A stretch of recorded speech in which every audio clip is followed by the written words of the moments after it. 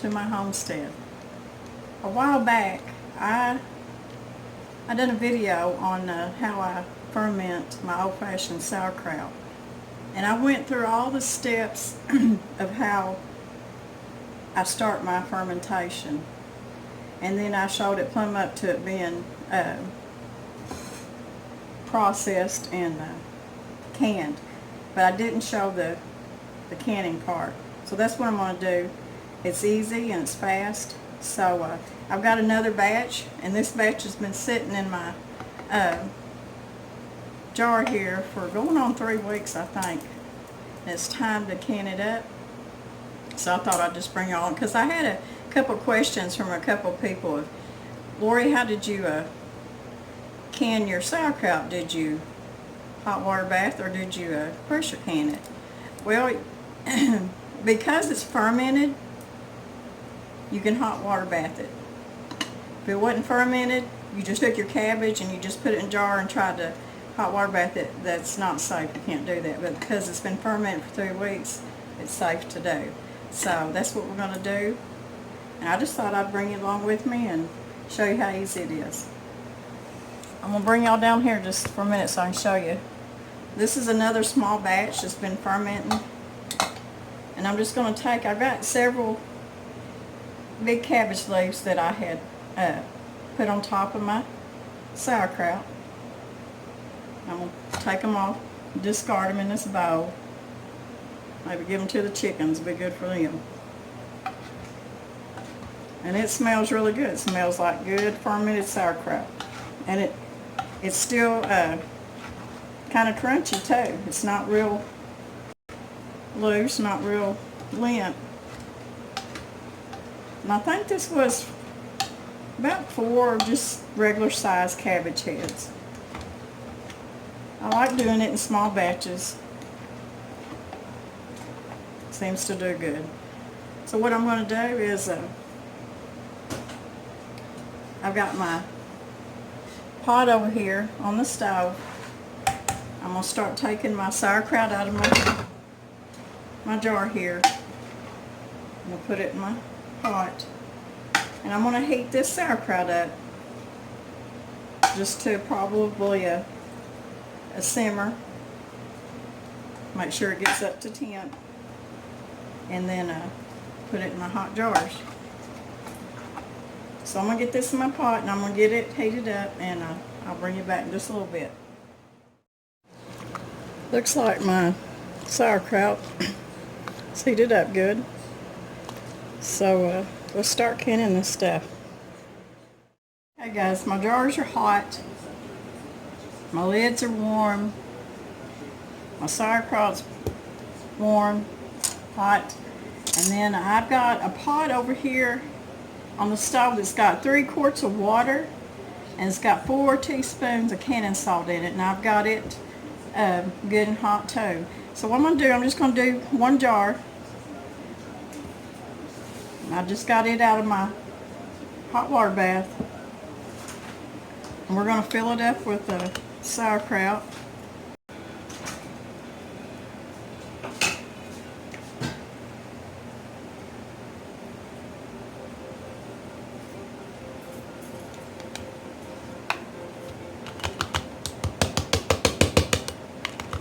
Shake your jar, shake it around, get it down in there.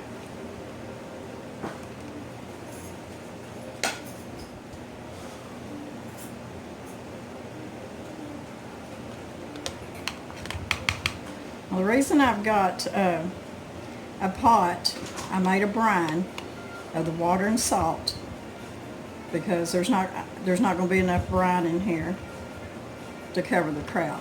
And I wanted to make sure I had plenty. I'm just going to kind of poke some of this down in there so I can get some more in there. You want to leave about a 1/2 inch headspace. And this sauerkraut smells really, really good.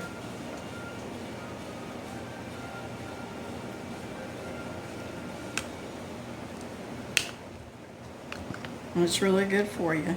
Now, usually when I process my sauerkraut, I don't put anything in there with it. But I think this batch, I think some of it I'm going to put a little bit of celery seed maybe in a couple. And then some of them, I think I'm going to put a little bit of ginger and turmeric. And that's going to make the fermented sauerkraut just that much healthier for you. Because we all know that ginger and turmeric's really, really good for you on top of your fermented sauerkraut. So I think that's what I'm going to do with a few of them. Okay. I'm not going to put any salt in here, and I think this one's going to have plenty of brine. I may just top it off just a little bit. So it'll be about ½ inch headspace. But I'm going to put about 1/4 of a teaspoon of turmeric and 1/4 of a teaspoon of ginger, ground ginger. And I'm just going to debubble everything. And that turmeric and ginger smells really good in this sauerkraut. And it's going to make it a real pretty, probably yellow, orangish color. Orangish, that's not a word. Orangey color. I just want to make sure I get it debubbled real good.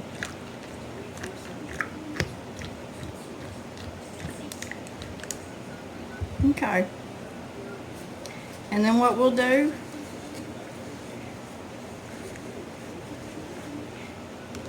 let me put just a little bit more brine in there. I'm really not liking. I'm going to put just a little bit. Leave about ½ inch headspace. Yeah. Yeah, that looks better. I'm going to debubble it again. That should be good. Wipe your rims good.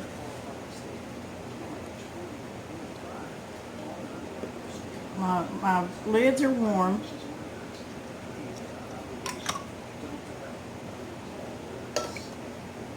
Put my ring on here. Finger tight. And I'm going to keep doing this process till I get them all done. And when I get it done and in the canner, I'll bring you back.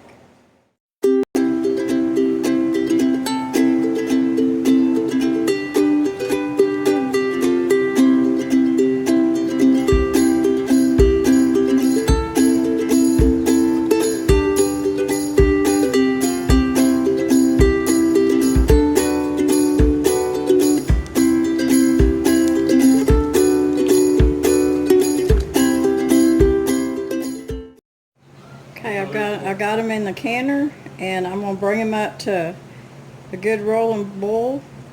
And you can see the water is about 2 inches, 1.5 inches, 2 inches above my jars. And when they come up to a full boil, then I'll time them for 15 minutes.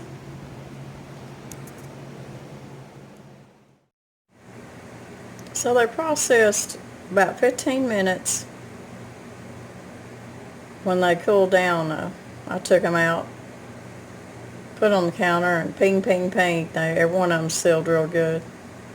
The ones on my right hand side over here is a real pretty yellow gold color. That's the ones that, that's the sauerkraut that has the turmeric and the ginger in it. And I think that's really going to be good, and it's going to be good for us. And then over here on my left-hand side, it's just regular sauerkraut, and I put a little bit of celery seed in it. So, you know, it's just an easy process. Good fermented old-fashioned sauerkraut, and it doesn't take much, or it doesn't take long to can it. And if you just do a batch here and there, you'll have your shelf full of sauerkraut. And we do like our sauerkraut. So I hope y'all enjoyed this video. I hope people that are new to canning, I hope it helped you out a little bit on a few questions that I got about canning sauerkraut. But if you liked it, give me a thumbs up and share the video. If you haven't subscribed, subscribe, because it'll really help me out, guys. And I've got a couple of video snaps going on my garden that I'm going to show you at the end of this video. I got some of my fall stuff started, and I'm really excited about getting my fall garden going because I love a fall garden. I love being out working in a fall garden. It's cool, and things seem to do really good here in my area in the fall.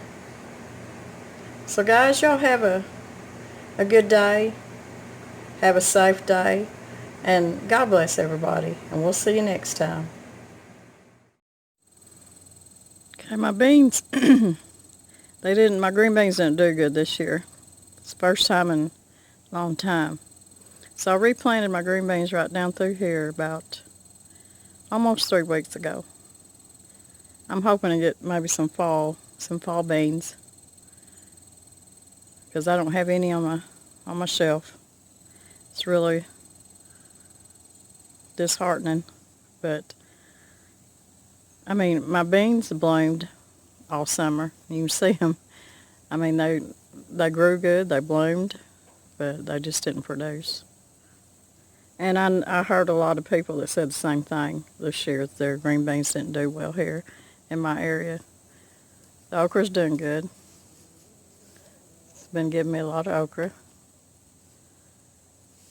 But yeah, this is I think almost 3 weeks that I planted these green beans. So I'm hoping maybe get a few cannerfuls, maybe, hopefully, for the winter. Pulled up all my old squash plants. Now, all these containers down through here is where I planted my potatoes. But I replanted my squash. They're coming up pretty good, and I'm going to keep planting some more, maybe have some more fall squash.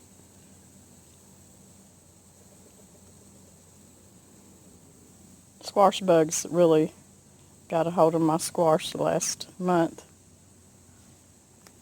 So I got what I could off of them, then I just pulled them up and just replanted.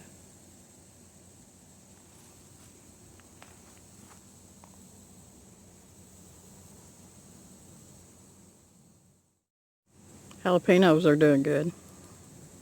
Got a lot of those. And the plant looks really good and healthy. Well, there's several plants in there. I think there's about 6. But it done real good right there in that container. I can't complain. I'm getting my little greenhouse ready to plant for this winter. On both sides, we put more compost in there. And then Danny put some chicken litter, and I've been letting it was dry chicken litter. And I've been letting it sit a while. I've been fixing to come in here and really clean the place up and get it straightened up. And then I'm going to plant. One side's going to be all my greens, spinach. And then one side I'm going to have all my lettuces, because I like salad. So I'm hoping that through the winter I'm going to try now I don't have no heat in here, but I'm going to try really hard to keep my winter greens going. I've got crop covers. If it gets down below freezing, I'll cover them up with my crop covers. But I think it'll be okay. I still gotta get it cleaned up. But I'm just getting ready for fall. Just my little greenhouse here.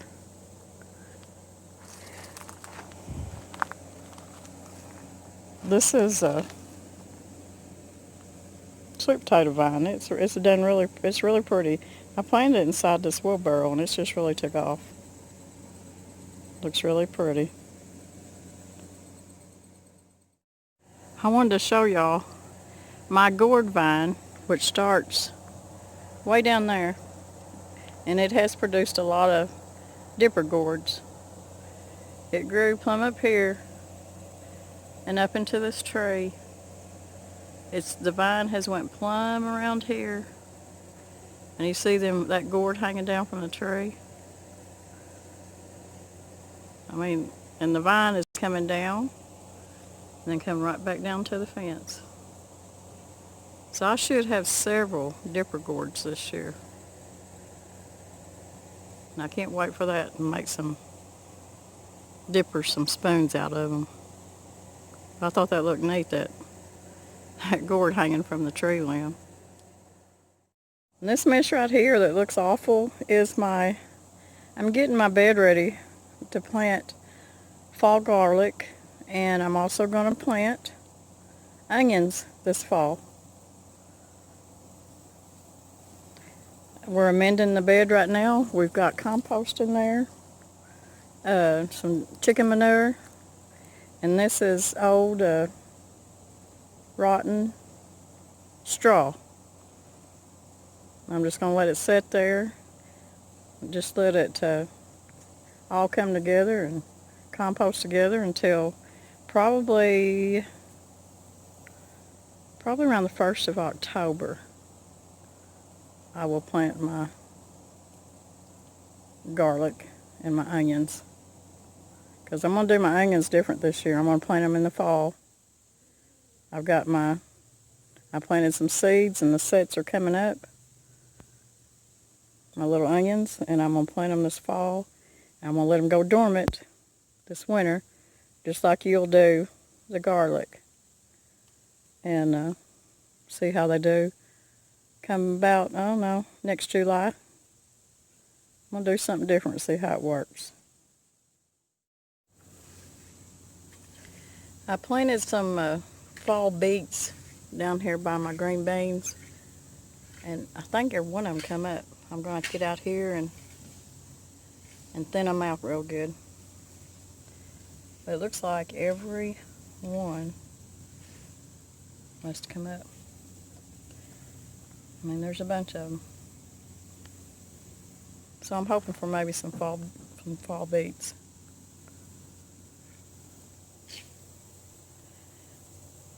We're putting wood chips down here in the walkway of the garden. I think it's mostly pine. My son-in-law has a tree trimming business and a lawn care business, and he brought me a couple truckloads of wood chips. So I'm very blessed to be able to get them. So that's what Danny's doing right now, is hauling the wood chips over here. We've got a lot to cover up too. We put a few down beginning of spring, but they've kind of worked their way down into the soil. It smells good out here. It smells like cedar and pine.